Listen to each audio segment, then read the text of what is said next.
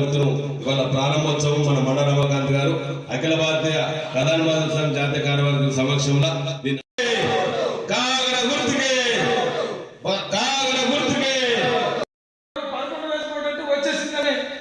అనుకుంటున్నాం కాదు. వాటి ద్వారా ఏదైతే బొగ్గుగని కార్మికులు ఉన్నారో వాళ్ళందరికీ అవి సాధించడం కోసం ఆలోచిస్తున్నారు.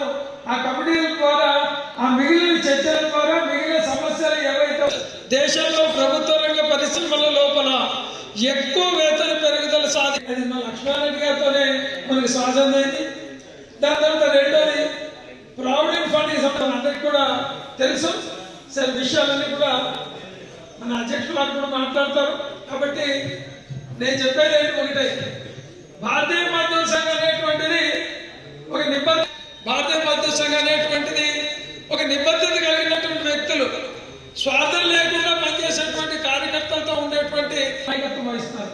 మన దాంట్లో ఎక్కడ మీరు చూడండి, ఏదైతే నిబద్ధత కలిగి నిర్ణయం పనిచేస్తుంది అందరూ కూడా పనిచేసే కార్మికులే, ఉద్యోగం లేని వాళ్ళు ఆ దాంట్లో పనిచేయకూడదు. ఇది మా నిర్ణయం.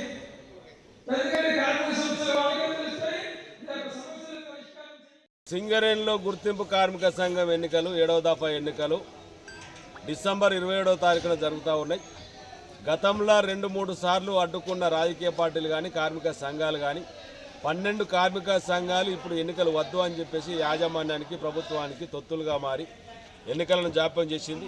ఇవాళ సింగరేణి కోల్ మైన్స్ కార్మిక సంఘం బిఎంఎస్ ఆధ్వర్యంలో కలిసి వచ్చిన కార్మిక సంఘంతో ప్రజాస్వామ్య పద్ధతిలో ఎన్నికలు జరపాలని చెప్పేసి సింగరేణి కోల్ మైన్స్ కార్మిక సంఘం చేసిన కృషి ఫలితం ఇవాళ డిసెంబర్ 27వ తారీఖు నాడు ఈ బొగ్గు పరిశ్రమలో సింగరేణిలో గుర్తింపు కార్మిక సంఘం ఎన్నికలు జరుగుతూ ఉన్నాయి. ఈ ఎన్నికలలో భారతీయ మజ్దూర్ సంఘ్ తరఫున గతంలో 98 నుంచి ఇప్పటి వరకు పోడగొట్టిన కార్మిక సంఘాలు హక్కులు ఏవైతే ఉన్నాయో, కార్మిక హక్కులు ఏవైతే ఉన్నాయో, పరిశ్రమకు సంబంధించిన పరిరక్షణ ఏదైతే ఉన్నదో వాటన్నిటిని కూడా 98 నుంచి ఇప్పటి వరకు సాధించుకున్న ఈ పోడగొట్టిన అన్ని కూడా మనం సింగరేణి కోల్ మైన్స్ కార్మిక సంఘం బిఎంఎస్ ద్వారా అనేక హక్కులను కూడా తీసుకొస్తాం.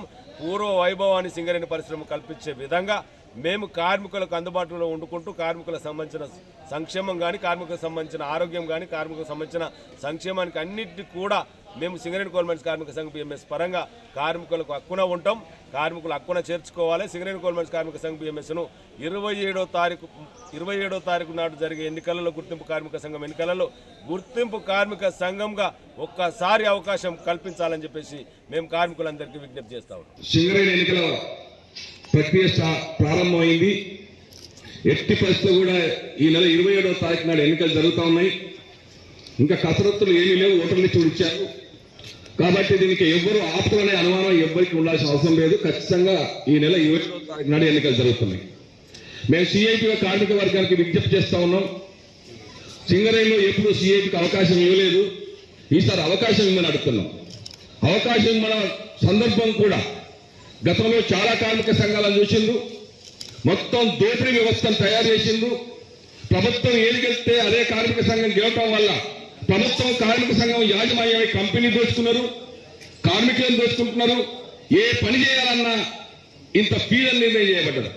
స్వచ్ఛందంగా కార్మిక సేవ చేయాల్సిన కార్మిక సంఘం ఇవాళ అవినీతి సంఘాలుగా మారిపోయినాయి. అందుకే సిఐటి గెలిస్తే ఈ సేఫ్టీ కంపెనీ నాది, ఈ మైన్స్ కంపెనీ నాది ఉండడం లేదు. ఎఫిషియన్సీ కార్మికులతో సేఫ్టీ కంపెనీ మైన్స్ కంపెనీలు ఉండాలని చెప్పుకోతా ఉన్నాం. ది కోడ్ ఆఫ్ డిసిప్లిన్ అసలు కార్మికులకి ఇలా ఎక్కడ చెప్పుకునే పరిస్థితి కూడా లేదు. అందుకని మంచి వస్తే అడిగే పరిస్థితి లేదు, ఏది రాకపోయినా అడిగే పరిస్థితి లేదు.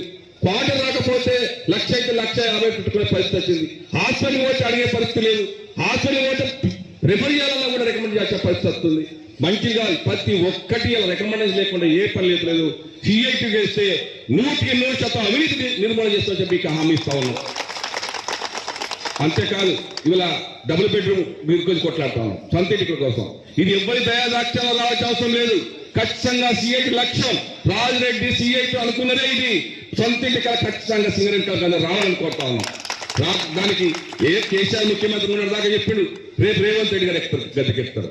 ఏమి అందరి ప్రభుత్వాలు ఉన్నప్పుడు మీరు RTC colony, NGOs colony, police colony, ప్రతి కంపెనీకి ఒక కాలనీ పెట్టింది కదా. ఏ సింగరేణి కాలనీకి ఇల్లొద్దా? సింగరేణి కాలనీ పిల్లలు పుట్టరా? సింగరేణి కాలనీ దిగిపోతే మాకేమైనా డబ్బులు వచ్చేస్తే మేమైనా కోటీశ్వరులా? కనీసం 100 గజాలు కొనుక్కునే భూమి ఇచ్చే పైసలు కూడా ఇలా పెరిగిపోయినాయి, విపరీతంగా రేట్లు పెరిగిపోయినాయి. అందుకే రాబోయే ప్రభుత్వానికి కూడా మేము చెప్తున్నాం సిఐటిగా, మేము కేసీఆర్ గారు రేవంత్ రెడ్డి గారికి కూడా ఇలా బహిరంగ సభలు నేను మెమోరాండం ఇచ్చేసిన. అయ్యా సింగరేణి కాలనీకి సంబంధించిన సొంత టికెట్ల గురించి ప్రకటించండి, మా బినాయి పిల్లలు మార్చండి, 35-40 సంవత్సరాల వయసులో చేయండి. ఆఖరికి మంచిలు కూడా మాకు అసలు మా రొచ్చు వాటర్ కంటే డ్రైనేజ్ వాటర్ తాగుతున్నాం, దానికి ఇటు రాని చెప్పుకోవాలి. దయచేసి రేపు కాంగ్రెస్ ప్రభుత్వం మీరు అందరూ అనుకుంటున్నారేమో ఇలా ఏ పార్టీకి వెళ్తే ఆ కార్మిక సంఘం గెలవడం వల్ల ఇద్దరు కలిసి దోచుకుంటున్నారు. రెండో తీర్పే ఉండద్దు, కోట్లాడే స్థానంలో సింగరేణి కార్మిక పక్షాన ఉండాలి, ఎప్పుడు ప్రతిపక్షం ఉండాలి. అందుకని మాకు అవకాశం అంటున్నాం. రేవంత్ రెడ్డి గారు వెంటనే మీ మంత్రివర్గం విస్తరణ అయిన తర్వాత సింగరేణి కాలంలో ఎన్ని నియోజకవర్గాలయో అన్ని నియోజకవర్గాలు మిమ్మల్ని గెలిపించింది కాంగ్రెస్ వాళ్ళు. మరొకసారి మళ్ళీ మిమ్మల్ని గెలిపేయాలంటే ముందు మా కోరిక చిన్న చిన్న కోరికలు, మీ ప్రభుత్వం కూడా ఇచ్చేది ఏం లేదు. మా సొమ్ముతోటి మా కంపెనీ మా డబ్బులే, మాకు మీరు అనౌన్స్మెంట్ ప్రభుత్వం ద్వారా పర్మిషన్ కంపెనీ అడిగితే చాలు, ఆ విషయాల మీద దృష్టి పెట్టాలని చెప్పి మక్కన్ సింగ్ కి అట్లాగే రేవంత్ రెడ్డి గారికి కాంగ్రెస్ ప్రభుత్వానికి మీ అందరి ద్వారా విజ్ఞప్తి చేస్తున్నాం. ఒకవేళ వీళ్ళు కూడా ఇవ్వకపోతే వీళ్ళ పేద కూడా మనం ఖచ్చితంగా పోరాటానికి సిద్ధమవుదామని చెప్పి మీ అందరికీ హామీ ఇస్తా ఉన్నాం.